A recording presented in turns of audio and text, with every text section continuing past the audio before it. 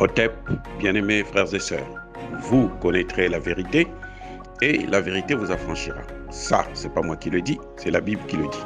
Mais moi, je vous dis mieux. Vous connaîtrez la vérité historique, notamment celle de vos ancêtres kémites, et vous aurez une vision globale de ce que c'est que la vraie souveraineté politique. J'ajoute, vous reviendrez à la spiritualité africaine ancestrale et vous comprendrez les enjeux de l'indépendance économique.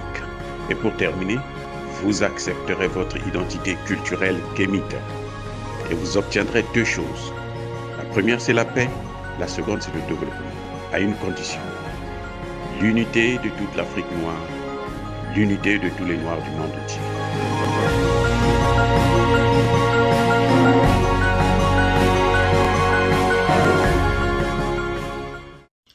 Otep à tous, bienvenue sur la chaîne des panafricanistes, par essence, par conviction et par excellence. Celle des citoyens kémites par nécessité et obligation de combat. Nous sommes une chaîne qui n'est guidée que par nos ancêtres et rien que par les ancêtres qui appartiennent à l'égrégore du monde noir. Par conséquent, nous ne croyons en aucun Dieu venu de l'étranger. Toutefois, cette vidéo n'est aucunement destinée à inciter ni à la haine, ni à la violence. Car nous menons un combat qui est d'abord et avant tout spirituel, ensuite il est politique, géopolitique et géostratégique, contre l'impérialisme, le colonialisme, le néocolonialisme et l'endocolonat, sur la base du principe fondamental que nous avons hérité de nos ancêtres kémites, qui est celui de la Mahat, c'est-à-dire vérité et justice.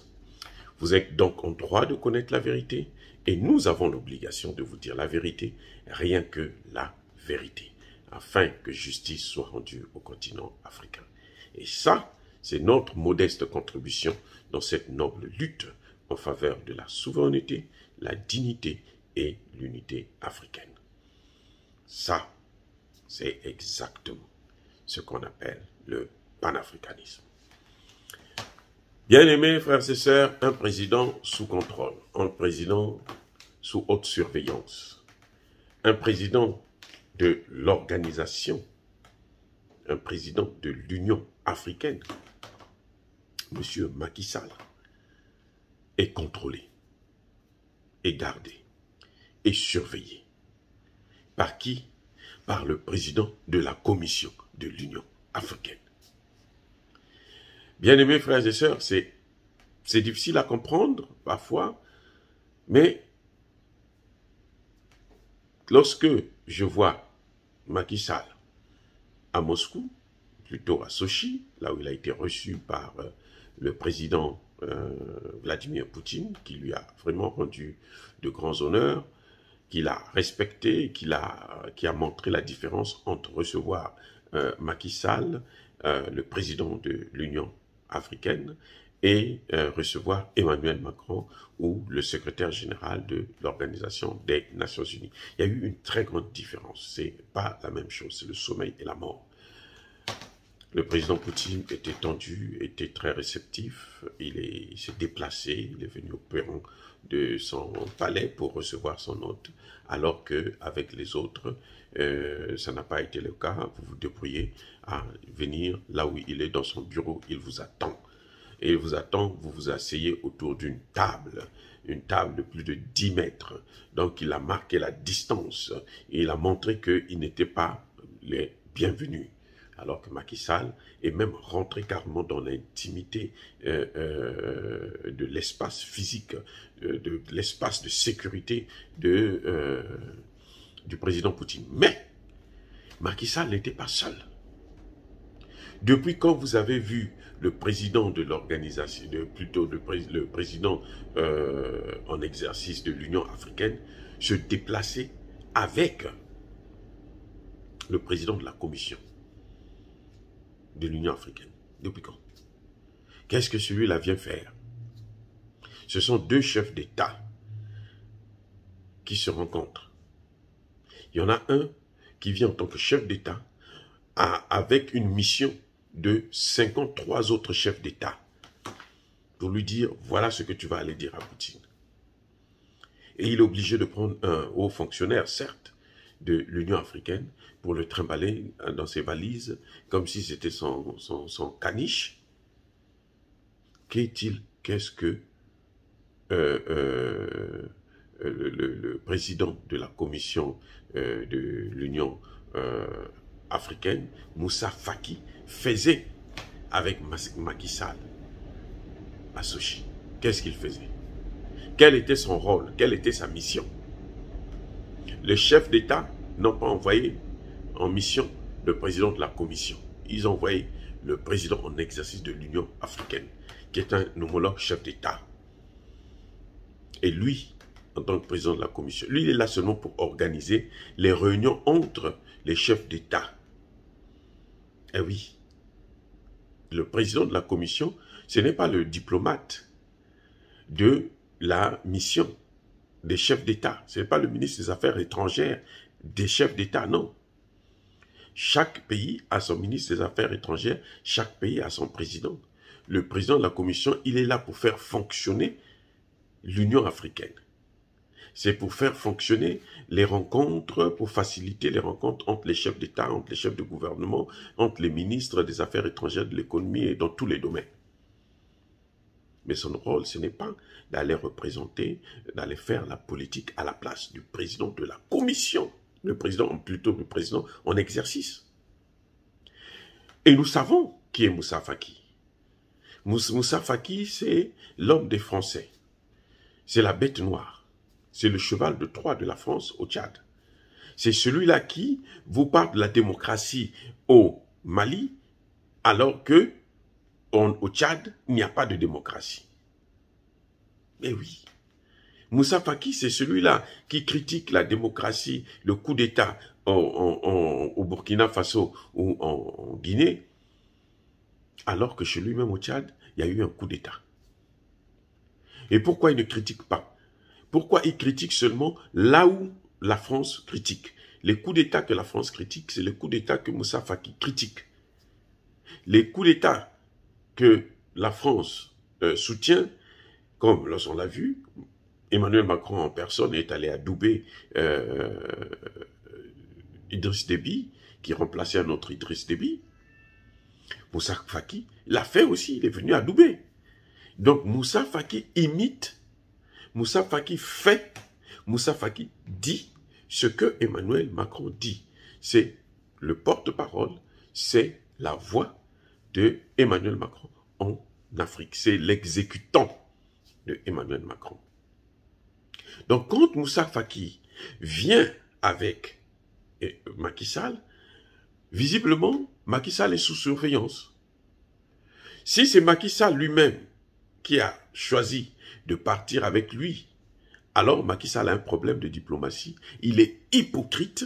Oh, alors, le dernier des hypocrites.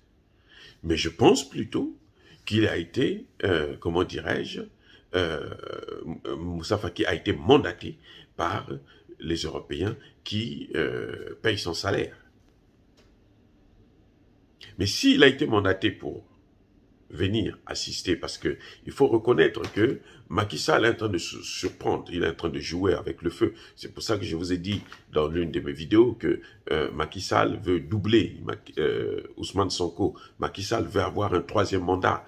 Donc il est obligé, pour avoir le soutien de la population, de se faire un peu, faire semblant d'être un panafricaniste. Parce que on le sait aujourd'hui, Macky Sall a le pouvoir. Il peut passer à l'acte, notamment demander la suppression du franc CFA, par exemple. Demander que les bases militaires françaises, qui sont même au Sénégal, puissent quitter le territoire africain. C'est ça que demandent les panafricanistes. Il ne le fait pas, donc ce n'est pas un panafricaniste. Un panafricaniste, c'est celui qui opte pour ces options-là. Les deux, ça, ce sont des options fondamentales. Les bases militaires françaises, le franc CFA. Quand je parle de supprimer le franc CFA, ce n'est pas pour le remplacer par l'écho que Emmanuel Macron et Alassane Ouattara ont créé. Et on n'a pas entendu Macky Sall critiquer cet écho. Donc, il est en train de jouer avec le feu, il est en train de vouloir nous manipuler. en se passant pour un panafricaniste, ce qu'il n'est pas. Vous savez, à cet âge-là, c'est très difficile de se transformer subitement en panafricaniste. Parce que le panafricanisme, on est avec et on grandit avec. Et puis, ça émerge, ça sort en vous, sans même que vous ne puissiez le contrôler, le savoir. Bref, Moussa Faki est là pour jouer le jeu, pour contrôler, pour rendre compte à Macron de tout ce que Macky Sall et Poutine ont pu se dire. C'est pour ça que Macky Sall lui-même, il reconnaît qu'il n'avait pas le droit de venir avec le président de la Commission de l'Union africaine, puisqu'il dit à Poutine d'entrée de jeu que, ben écoutez, j'étais obligé de venir avec ce caniche parce que j'ai été envoyé par les pères. Les pères, il dit bien qu'il a été envoyé par les pères, mais il était obligé de venir avec lui. Pourquoi? Parce que les autres maîtres de Macky Sall, c'est-à-dire Emmanuel Macron et ses alliés, ont l'œil sur lui. Ils veulent savoir et comprendre qu'est-ce qu'il va se dire avec Poutine, puisqu'il a surpris par son vote en s'abstenant lorsqu'il fallait prendre des sanctions à l'ONU contre la Russie. Donc, il a surpris, les gens se sont dit, non, c'est pas possible, le Sénégal ne peut pas avoir une telle position. Mais c'était une position certainement par erreur, ou certainement, comme je disais tantôt, pour satisfaire les panafricanistes, et puis se passer pour un panafricaniste, ce qu'il n'est en réalité pas encore. Nous le souhaitons, et il a encore le temps, et ce que je dis, c'est que s'il veut être un panafricaniste, il n'a qu'à, il a le pouvoir de dénoncer le franc CFA, de dénoncer la présence militaire française en Afrique. Voilà les deux éléments. Et puis, se positionner sur la levée immédiate des sanctions sans condition contre le Mali, parce que ces sanctions, ce sont les sanctions d'Emmanuel Macron appliquées par la CEDEAO. Fin de citation. Donc, ça fait que Macky Sall avoue à Poutine qu'en fait, il n'avait pas le droit de venir avec ce chien de garde. Mais il était obligé. C'est pour ça que Macky Sall a parlé de pression. Nous avons voté malgré les pressions. Mais nous sommes des États souverains. Nous sommes des États souverains. On n'a pas besoin d'avoir la pression. Ça, c'est leur problème. Faire des pressions ou pas, on s'en fiche à la rigueur. Mais nous sommes des États souverains. Donc, on prend notre position par rapport à nos intérêts, pas par rapport aux intérêts des pays européens ou des États-Unis. Voilà comment ça fonctionne. Mais si lui, il a dit qu'il est sous pression, c'est parce qu'il voulait rappeler à Poutine que je suis obligé de venir avec celui-là. Jusqu'à preuve de contraire, pendant toute la discussion, Moussa Faki n'a rien dit. Parce qu'en fait, il n'avait rien à dire et parce qu'en fait, il n'était pas à sa place. Sa mission, c'était d'écouter et de voir, afin de rendre des comptes à ses maîtres qui sont Emmanuel Macron et la clique. Eh oui, bien aimés frères et sœurs, dire cela c'est inciter à la haine ou à la violence. Non, nous sommes une force tranquille. Ya Bakolerve, Ya Malembe, j'ai dit. Soyez bénis par le Dieu des Kémites.